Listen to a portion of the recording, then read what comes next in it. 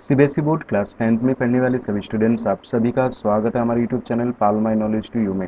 अगर आपने चैनल को अभी तक सब्सक्राइब नहीं किया तो जरूर करें, साथ ही नए वीडियोस का नोटिफिकेशन सबसे पहले पाने के लिए क्लिक द बेल आइकन। तो इस वीडियो में आप देख रहे हैं एनुअल एग्जाम 2019 हिंदी बी का question paper set 2 code number 4/1/2। Series number है JMS/C। और मोस्ट इम्पॉर्टेंट थिंग्स आपको क्या करना है कि परीक्षार्थी इस कोड को, इस वाले कोड को उत्तर पुस्तिका की मुख्य पृष्ठ पर अवश्य लिखें और यहाँ पर क्वेश्चन पेपर मिलते ही यहाँ पर अपना रोल नंबर लिखें। कुछ और निर्देश हैं वो एक बार देख लेते हैं। कृपया जांच कर लें कि इस प्रश्न पत्र में मुद्रित पृष्ठ 7 है। प्रश्न पत्र में दाहिने हाथ की ओर दिए गए कोड नंबर को छात्र उत्तर पुस्तिका के मुख्य पृष्ठ पर लिखें। इस कोड को कृपया जांच कर लें कि इस प्रश्न पत्र में 17 प्रश्न हैं। कृपया प्रश्न का उत्तर लिखना शुरू करने से पहले प्रश्न का क्रमांक अवश्य लिखें। इस प्रश्न पत्र को पढ़ने के लिए 15 मिनट का समय दिया गया है। प्रश्न पत्र का वितरण पूर्वाह्न में 10:15 बजे किया जाएगा। 10:15 बजे से 10:30 बजे तक छात्र केवल प्रश्न पत्र को पढ़ेंगे और इस अवधि के दौरान वे उत्तर पुस्तिका पर कोई उत्तर नहीं लिखेंगे। तो ये बातें ध्यान रखनी में आपको। तो चलिए, हिंदी पाठ्यक्रम ब कोर्स बी, निर्धारित समय आपको 3 घंटे मिलेंगे और अधिकतम अंक 80। कुछ निर्देश वो भी देख लेते हैं। इस प्रश्न पत्र में 4 खंड है, क ख ग और घ। चारों खंडों के प्रश्न के उत्तर देना अनिवार्य है। यथासंभव प्रत्येक खंड के उत्तर क्रमशः दीजिए। स्टार्ट करते हैं खंड क से। प्रथम प्रश्न, पहला प्रश्न है, निम्नलिखित काव्यांश को ध्यान पूर्वक पढ़कर पूछे गए प्रश्न का उत्तर लिखिए। तो यहाँ पर नए गगन में नया सूर्य जो चमक रहा है से लेकर मेरी रग रग के शोणित की बूंदें इसमें मुस्काती है तक। इसमें 3 प्रश्न हैं और हर प्रश्न के लिए 2 अंक आपको मिलेंगे। सो यह है वो 3 प्रश्न। किन पंक्तियों में भारत की खुशहाली में कृषकों मजदूरों के योगदान का उल्लेख है? मेरी भी आभा है इसमें से कवि का क्या तात्पर्य है? और आशय स्पष्ट कीजिए। नए गगन में नया सूर्य जो चमक रहा है। देखिए, इसमें एक और ऑप्शन दिया गया है, या तो आप उसे करें या फिर इसे करें। सो लक्ष्मण रेखा के दास तटों तक ही जाकर फिर जाते हैं से लेकर ध्वजिया उड़ाने तक। और ये इसके 3 प्रश्न हैं। किस पंक्ति का आशय है? सीमाओं में बंधे लोग आगे बढ़कर खतरे नहीं उठाते जैसा स्वतंत्र वीर करते हैं।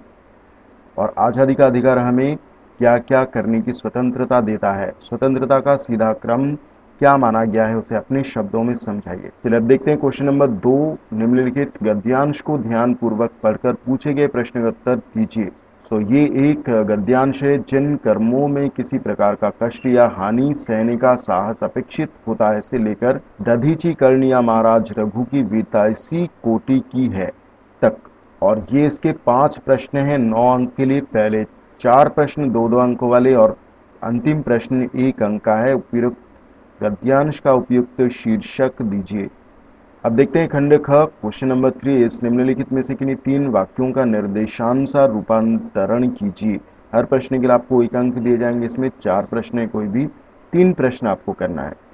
क्वेश्चन नंबर 4, कोई शब्द पद कब कहलाता है? उदाहरण दीजिए। अथवा शब्द को पद बनने के लिए किन व्याकरणिक बंधनों से बंधना पड़ता है, समझाइए। 2 अंक के लिए प्रश्न है। क्वेश्चन नंबर 5, निम्नलिखित में से किन्हीं 2 पदों का विग्रह करते हुए समास का नाम लिखिए। पाठशाला, सप्तपदी, यथाशक्ति। क्वेश्चन नंबर ख, निम्नलिखित में से किन्हीं 2 को समस्त पद में परिवर्तित करके समास का नाम लिखिए।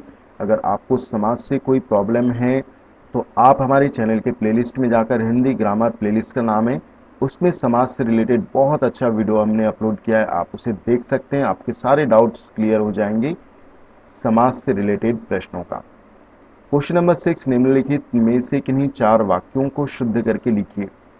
हर प्रश्न के लिए आपको 1 अंक दिए जाएंगे। इसमें 5 प्रश्न है, कोई भी 4 प्रश्न आपको करना है। क्वेश्चन नंबर 7, निम्नलिखित में से किन्हीं 2 वाक्यों में रिक्त स्थानों की पूर्ति उपयुक्त मुहावरों द्वारा कीजिए।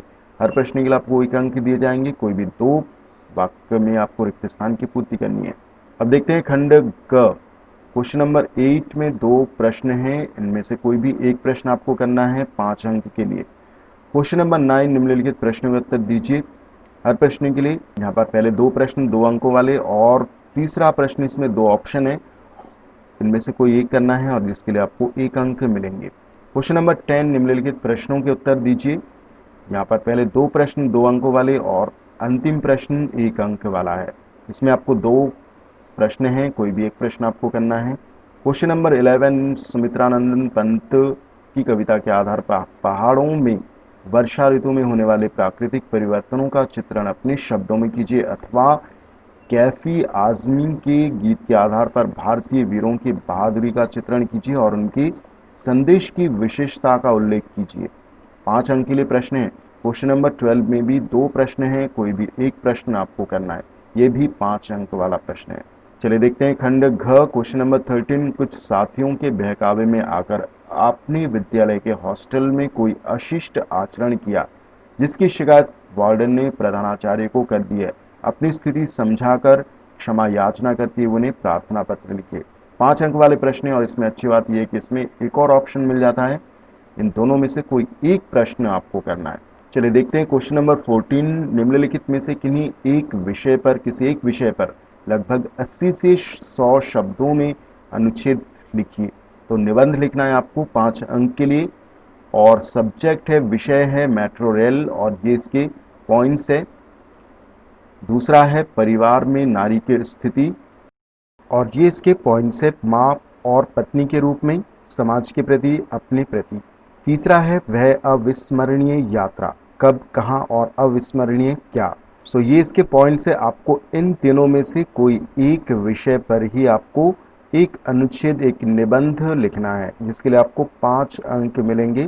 चलिए आगे देखते हैं क्वेश्चन नंबर 15, आगामी नवरात्रि से पूर्व आप गरबा प्रशिक्षण कार्यशाला प्रारंभ करने जा रहे हैं। इससे संबंधित समय, स्थान, शुल्क आदि की जानकारी देते हुए एक विज्ञापन लगभग 25 से 50 शब्दों में लिखिए, अथवा ये आपके ऑप्शन, इन दोनों में से कोई एक प्रश्न आपको लिखना है, उत्तर लिखना है। क्वेश्चन नंबर 16, आपके खेल शिक्षक ने विद्यालय में कबड्डी प्रशिक्षण का निर्णय किया है। इच्छुक छात्रों के नाम मांगते हुए एक सूचना 25 से 30 शब्दों में लिखिए, अथवा ये आपका ऑप्शन है, इन दोनों में से कोई एक प्रश्न आपको करना है। चलिए आगे देखते हैं क्वेश्चन नंबर 17, परीक्षा के दिनों में अनियमित विद्युत आपूर्ति की समस्या की ओर ध्यान आकर्षित करते हुए प्रबंधक राज्य विद्युत आपूर्ति निगम को पत्र लिखिए, अथवा विद्यालय से नाम काटे जाने के कारणों पर अपनी सफाई देते हुए प्रधानाचार्य को पत्र लिखकर पुनः कक्षा में बैठने की अनुमति के लिए प्रार्थना पत्र लिखिए। ये भी 5 अंक के लिए प्रश्न था। तो स्टूडेंट्स, ये था हिंदी ब का क्वेश्चन पेपर क्लास 10th का बोर्ड के पेपर का। ये क्वेश्चन पेपर सिर्फ आप लोगों के लिए और सिर्फ प्रैक्टिस के लिए है। अगर आप इस वीडियो को देख रहे हैं तो इसकी प्रैक्टिस आप ज़रूर करें, क्योंकि इनमें से भी कुछ प्रश्न इस साल आ सकते हैं और इस तरह का पैटर्न इस साल भी आएगा। अगर ये वीडियो आपको अच्छा लगा तो वीडियो को लाइक, कमेंट एंड शेयर करें। सो मिलते हैं नेक्स्ट वीडियो में। Thank you.